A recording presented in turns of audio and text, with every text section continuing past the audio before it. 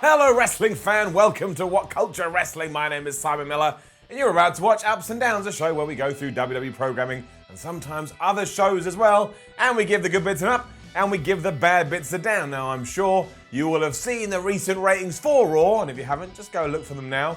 They ain't great, but that's why I put on an extra tight t-shirt today to protect myself from all the craziness that is probably going to come from Stamford, Connecticut, which is where, if you don't know, World Wrestling Entertainment operates from. Still a stupid name, WWE. Oh well, that was years ago. No, didn't worry about that. Don't need to worry about that. There's plenty of other stuff going on. It's SmackDown time. Let's up those down.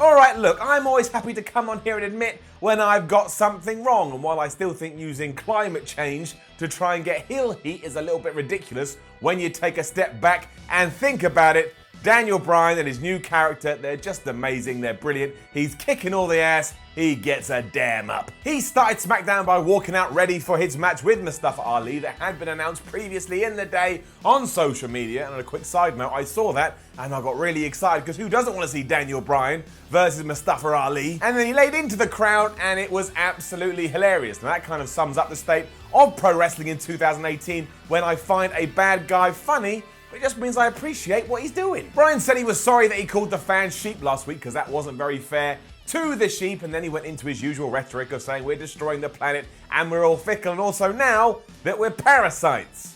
He ain't wrong. The champ tied that into Las Vegas, which is where they were, and then said AJ Styles represents all of this, which is why he's gonna beat him on Sunday at the TLC pay-per-view. Top promo, he is great, and we should all send him love, hug, and kisses for being such a damn entertaining heel. So I'm gonna give it to you now, Bryan. There's a kiss, there's a hug, there's some love, throw it at your face. Ali eventually came out, and Bryan, being the smart wrestler he is, went into let's get Mustafa Ali over mode, because that's only gonna serve my match better. He said he was the heart of 205 Live, and that Daniel Bryan sees a lot of himself in Mustafa Ali. Because of that, he doesn't believe the two should have a match. You know, he's trying to wind up the audience until he found out that Ali drives an SUV, and as you can imagine, Daniel Bryan don't like that, so he slapped him, and that was that. Match was on, and Ali had a good excuse for that as well. He goes, I've got a family, man, you know that. But Bryan didn't care, because he's a crazy person now. And that is gonna bring about our first golden up for a long time here on Ups and Downs, because this was just pure fire, and it made me feel good about life. Golden up. One of those matches you just need to watch because it was awesome, and Ali absolutely did himself all the favors he possibly could, because I tell you this, forget Cruiserweight division, forget 205 Live, Ali quite literally would fly if you gave him a chance on either Raw or SmackDown. He's just got something special about him, and my word is he a good athlete. The general idea here was that Daniel Bryan was focusing on Mustafa's leg, but he couldn't quite get it because of Ali's crazy agility. And some of the stuff he did here was absolutely nuts. There was a Spanish fly, and at one point he kind of ran up Daniel Bryan and did a backflip. Look, it's just crazy. Just go watch it. That's the point of life. Of course, he didn't win because he was never going to, and nor should he either. That would have been nuts to make Daniel Bryan lose at this stage. And he did tap out to the heel hook. And because Bryan is a bad guy now, he's the ultimate heel. Even after the match, when Mustafa Ali was walking up the rampway, Bryan went and got him, and he put him in the heel hook again. He's like, you're not going to have a leg soon, pal. Then how are you going to do all your flippy shit? You know the word. Told so many stories here, built to AJ Styles, got Mustafa Ali over more than he was, made me a very, very happy chap. Then we had the second ever rap battle here on SmackDown, and I don't know why I enjoy these, but I do. Getting up. There wasn't anything as shocking here as there was in the previous one. If you don't know what I'm talking about, again, Google is your friend. Go and read about it. It will make your eyes expand and probably blow out of your head. It's also fair to say that Jimmy and Jey Uso are just very good at rap battles. I don't know why they are, but they got it down. The bar looked like a couple of goofs who sucked, which was also the plan here, and the New Day, who were comparing the whole thing, held up a picture of a trash can to indicate what they thought about Sheamus and Cesaro's effort. I mean, at least they did theirs to Vanilla Ice's Ice Ice Baby. So that was quite a nice touch, took me back to a simpler time. It was the Usos that absolutely stole this, and some of their rhymes about Cesaro's teeth and the turnbuckle, well, we should give them a round of applause. It was just cool. That pissed off the bar enough that they went to attack the Usos. Eventually, Jimmy and Jey got the upper hand, but when all was said and done, it was the bar standing over both the New Day and the Usos with their championships in hand, and of course, on Sunday, we're going to get a triple threat match for the gold. So that was kind of just a little thing to put a wry smile on your face, but I'm all right with that. You don't need to overthink things sometimes. the simplest attributes often work. I can't explain it either, but for some reason, and I'll let my brain process this and hopefully get back to you soon, I just don't like everything between The Miz and Shane McMahon. It doesn't work for me. Given that's what we had next, getting it down. This week it was basically the same thing we've seen previously. The Miz came out, he was very upset, and he begged Shane McMahon to come to the ring. When he didn't, he even got down on one knee and made a Game of Thrones reference. Not sure why we needed that. But hey, Jon Snow made it onto SmackDown. Out of sheer embarrassment, eventually McMahon did arrive and rightly pointed out all this was weird. The Miz was talking like, I don't know, he was stalking him or something like that. It was very, very odd. And of course the World Cup trophy was present for all of this. I don't know why it's there. It doesn't really tie in. It feels a bit like it's been shoved into my nostrils. Obviously, the plan was to try and convince the SmackDown commission that they should team up, and Miz had a surprise up his sleeve because he had booked a match between them and the Vegas boys, who came out to literally no reaction whatsoever. And why should they? Who the hell are the Vegas boys? They attacked Shane from behind, but he was too good for them because of course he is. Shane McMahon is the best of the world, and before long he'd made one of them tap out to the triangle, and Miz raised his hand and Shane was a bit like, what are you doing, pal? None of this makes sense. And then that carried on because we transitioned to the backstage area and Paige was all mad at the referee saying, what were you doing? And she refused to pay the Vegas boys invoice, which wasn't very fair. And as it transpired, the Miz had just made all this up and not told anybody, and told the ref to go out there, told the Vegas boys he would pay them, even though he didn't have the authority to do so. Does that mean, though, that I'm meant to think the Miz did all this behind everybody's back, and despite this segment going on for around about 10 minutes, Paige watched from the back and did absolutely nothing? Bull crap. Randy Orton promo was next to build up his match with Rey Mysterio that's happening at TLC on Sunday, and it's going to be a chairs match, which explains why chairs featured so prominently in the beatdowns leading up to this point. Getting up. Sooner rather than later, Rey Mysterio ran down to give Randy Orton a beating and a 619, and you know what that means? Rey probably gonna lose on Sunday. If you do well on the show before a pay-per-view, usually means you're doomed in a few days' time. Becky Lynch also did an interview after this, and can you believe it? It was really passionate, and I believed every word that she said.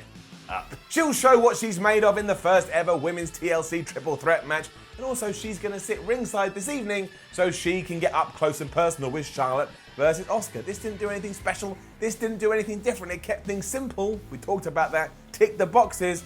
And that is all you needed to do. Don't overthink things. It was all the things I don't like in WWE after this, though.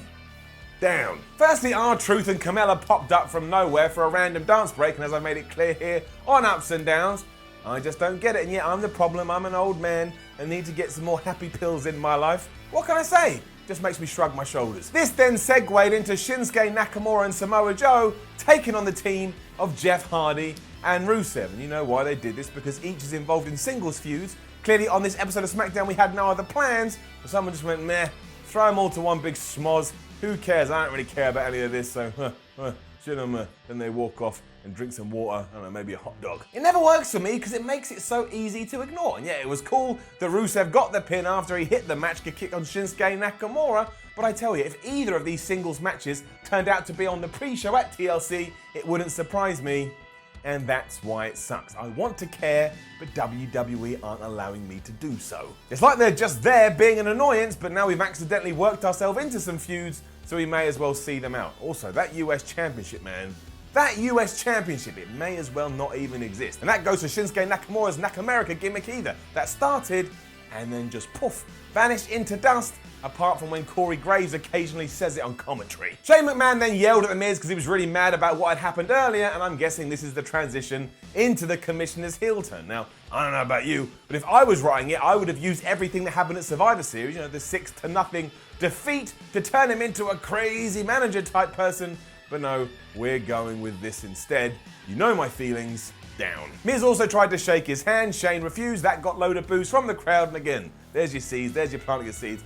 I would imagine face Miz and heel Shane McMahon probably are going to square off at WrestleMania. One big up for the Charlotte and AJ Styles interviews. The phenomenal one said at TLC he's going to expose the real Daniel Bryan because that's the way he's acting now and win his belt back. And Charlotte says she's going to do the same thing right now against Asuka. Cool. Up. We then got that match in our main event and it absolutely rocked. The finish aside, was getting up. It was great from start to finish as it was at WrestleMania, and sure, it may not have hit the same highs, but it still did absolutely everything it needed to do and finally proved that yes, the women have earned their position on the card. This ain't lip service from WWE. You couldn't have put anything else here. It would have just annoyed everybody. This had to be what closed the show. Asuka and Charlotte kicking each other's ass. There was a really good spot when Asuka reversed Charlotte's spear into like a double knee face exploding thing.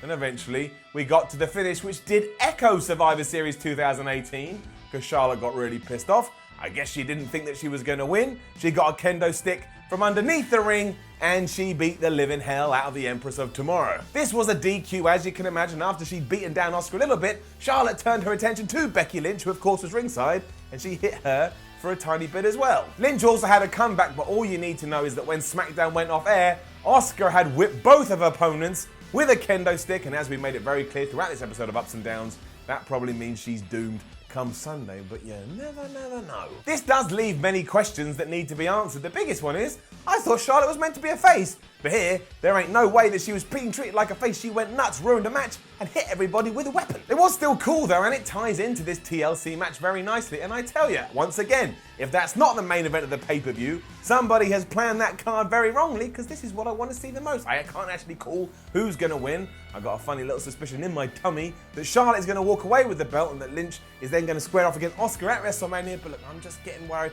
I'm just overthinking. We'll do the predictions sometime this week.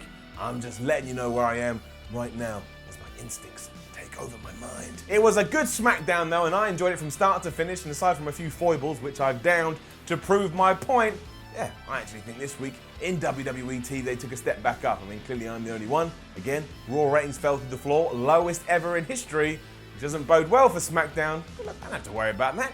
I had a good time. Now I'm doing this, I enjoy this too. So it's 2 thumbs up for me, Simon Miller. Now don't forget to leave a comment below and let us know what you thought about all of this. Like, share and subscribe. Head over to WhatCulture.com, read yourself some articles. Follow WhatCulture on Twitter, WhatCulture WWE, and then watch some more WhatCulture wrestling videos here on YouTube. But if you haven't seen Raw Ups and Downs, that's a good place to start. My name was Simon Miller. This was WhatCulture Wrestling. Thank you very much for watching. And yeah, we're going to do some TLC predicting before Sunday, and we'll up those downs for the pay-per-view as well on Monday. So hopefully you got loads to look forward to. Have a great Wednesday, or maybe a Friday if you're watching this a bit later, whichever day it is, and I will see you soon.